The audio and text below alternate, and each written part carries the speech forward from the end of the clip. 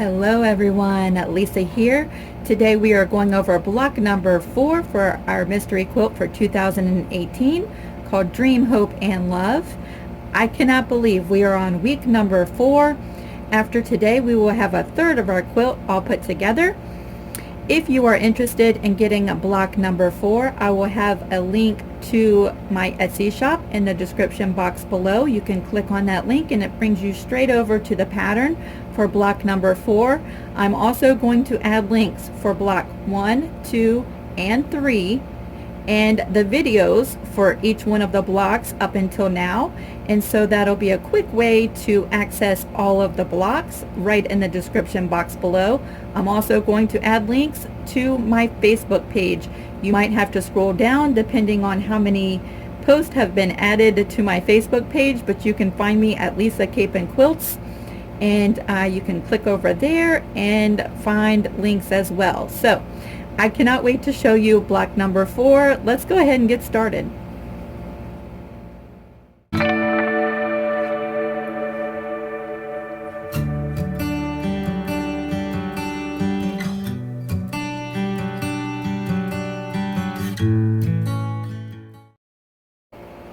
As we get started today and open up our binder, we'll just do a quick review.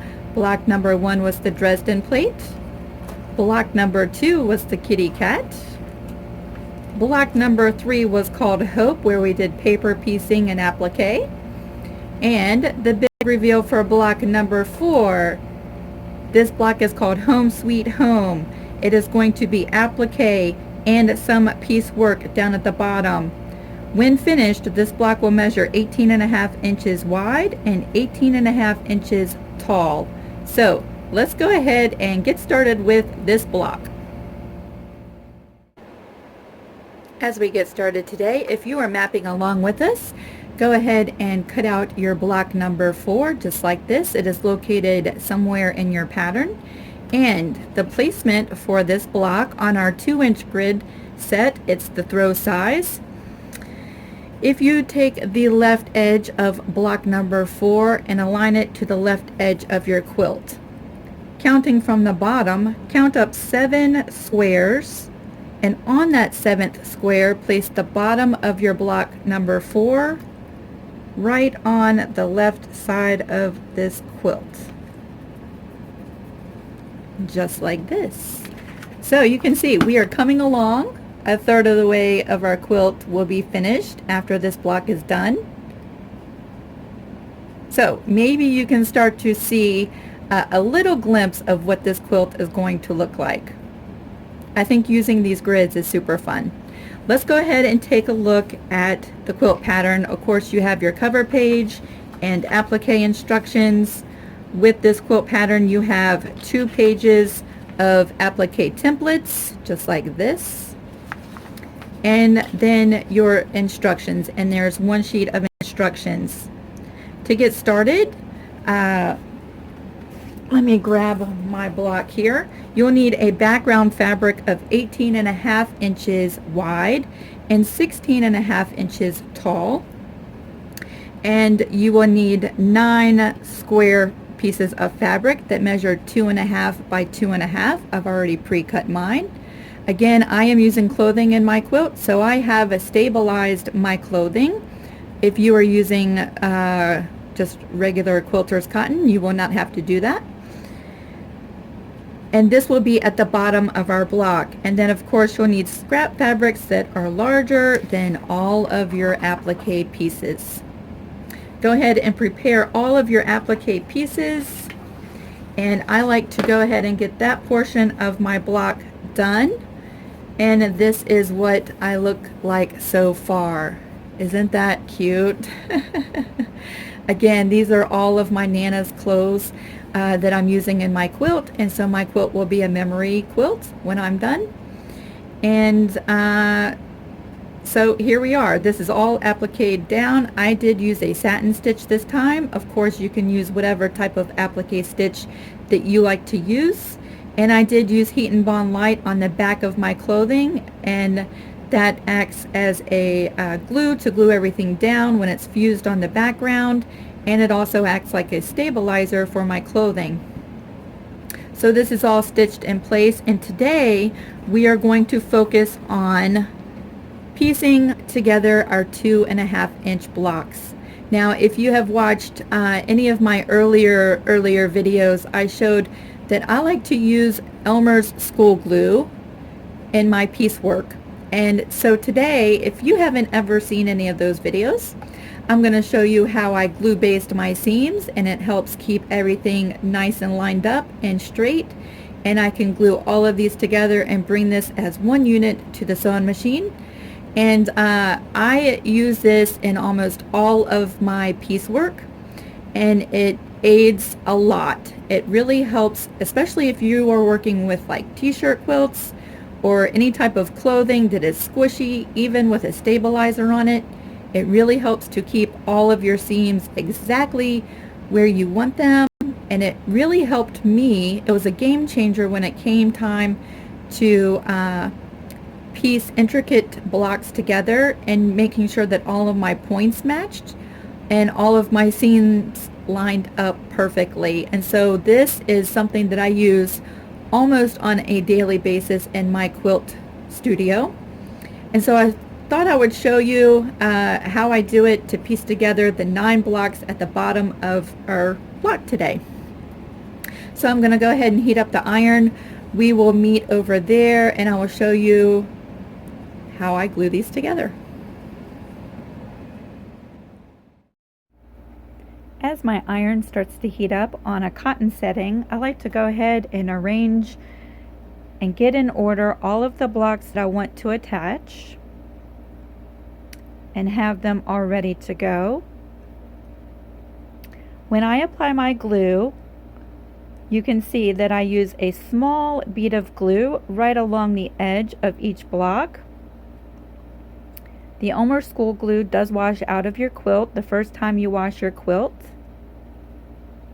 Because I'm using interfacing, I like to use just a scrap piece of fabric to protect my little blocks, and it also protects the surface of the iron from any glue that runs off of the edge of the seam. You can use a glue stick in place of the wet glue if you like. What I notice is that sometimes when I'm just using normal fabric, the glue stick will actually pull at the threads of the edge of the block, and so I just stick with the wet glue, but a glue stick could be used. Just be careful to make sure to keep the glue in the seam itself and not beyond where you're going to sew. And as we go along, I am just lining up each piece edge to edge and adding each block after I press the seam. Sometimes I do use a little burst of steam, and that just helps dry the glue quicker.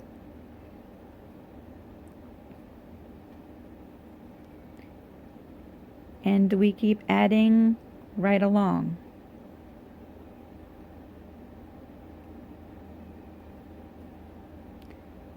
What I really like about this technique is that I can take this whole unit, once it's all glued in place, straight to the sewing machine, and I'm not going to accidentally sew one of my blocks out of order. It'll be exactly the way that I want it to be.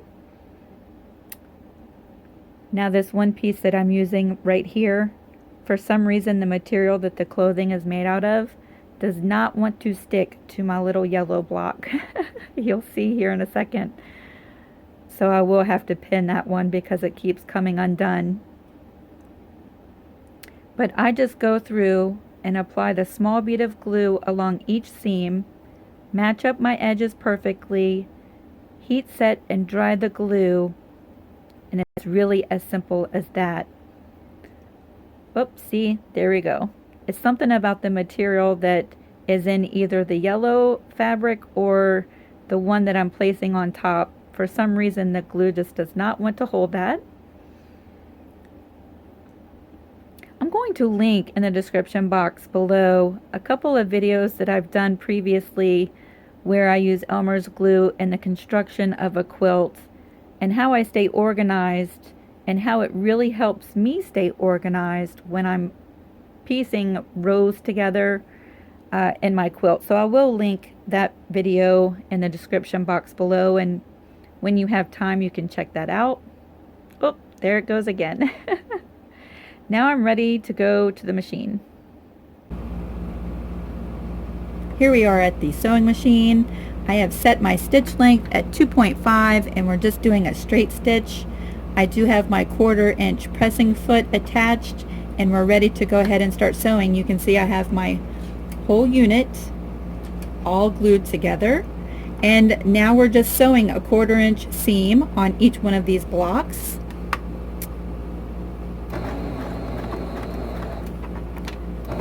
Just like this.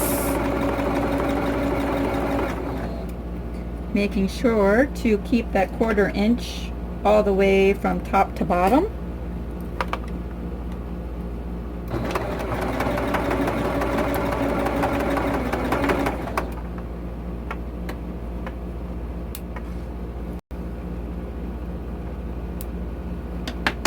So there is our first block, and now I can just flip to the next seam, just like that.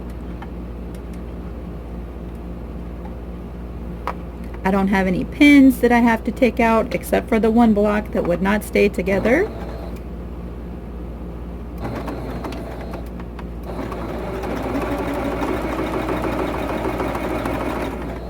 There's our 1/4 inch seam.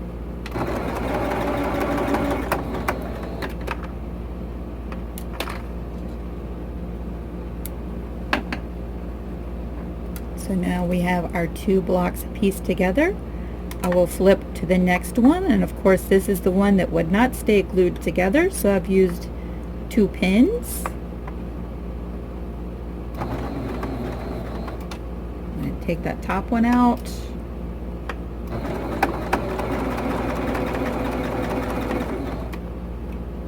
Take that bottom one out and finish that seam.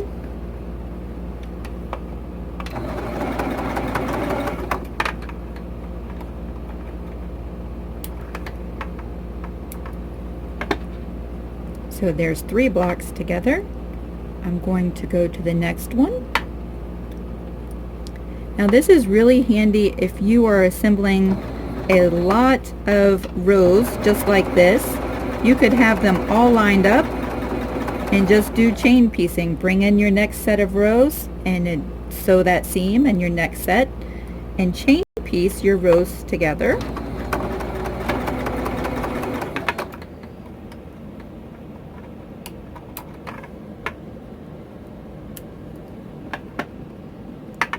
We'll do this last one together. I just really want to show you how it keeps all of your pieces in line, and the glue holds up except for some difficult fabrics like this one. But all of these will stay together just like you've pinned them, except you're not messing with pins and you're not having to remove the pins as you go along.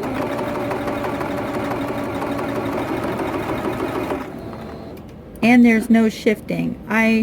Sometimes I just notice that with clothing especially, and I do a lot of memory quilts and t-shirt quilts, I notice that even when I pin my clothing, that there is still some shifting in either the top or the bottom, or even sometimes both pieces as I'm sewing along. And when I glue baste my seams, I do not have any of that shifting whatsoever. And so the blocks stay perfectly lined up as I go along. I will finish sewing these remaining 2 seams and we will meet back at the pressing board. We are at the pressing board now. I have pieced together all 9 2.5 inch blocks together. You can see that all of my seams are perfectly lined up, and we're ready to go ahead and just press this.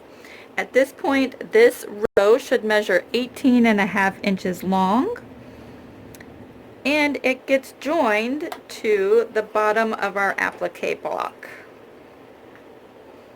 So I am just pressing this now, and I'm going to show you how I use the school glue to add this to the bottom of our applique.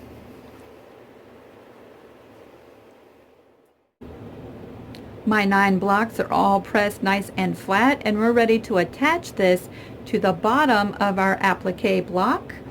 And I'm going to use the Elmer school glue and just first open that up and apply a small bead of glue again right on the edge of that fabric, making sure to keep the glue within the seam allowance, or where the seam allowance will be. You could of course use pins if you're not a fan of the glue.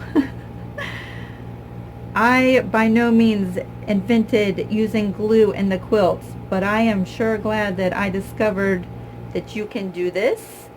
Quilters have been using glue in their quilts for years, and when I came across this technique, it really changed my piecing, and it brought my skill level up in my piecework, and so I've found it a very valuable tool in my quilt toolbox. I have a small bead of glue along the bottom edge, and I'm just going to flip the right sides together and line up these two pieces all the way from edge to edge, just like that. And now I can heat set that glue and dry it. When I bring it to my sewing machine, all the glue will be dry. I'm not bringing any wet glue anywhere near my machine.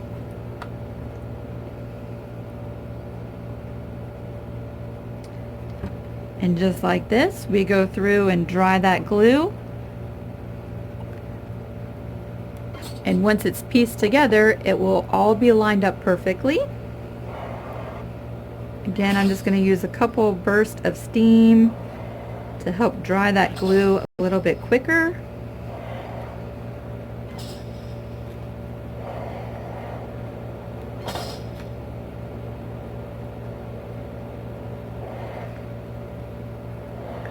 Just like that.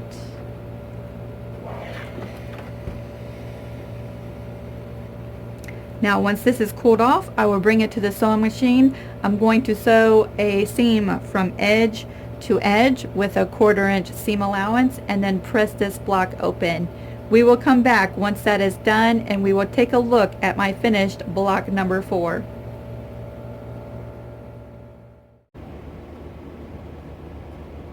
As we come back, you can see that I have attached my row of 9 blocks to my applique portion of this block, and everything is nice and pressed flat, and this block is all done. I hope that I've given you some ideas about how to use the Elmer school glue in your quilts. If you have never tried it, I do suggest giving it a try, and if you are scared to pull out your fancy fabrics and try it, pull out some scraps and try it first. I guarantee you it will be a life changer in your quilting studio.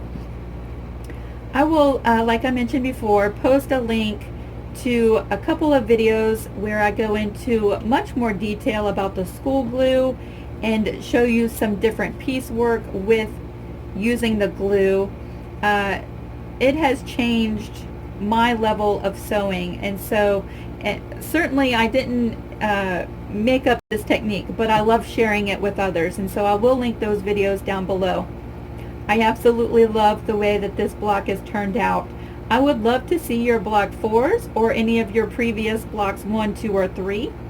I'm going to post a picture of this block on my Facebook page at Lisa Capen Quilts, and within that post, in the comment section, feel free to share your pictures or ask questions. I would love to see your work. I also have a new quilting group from my page, Lisa Capen Quilts.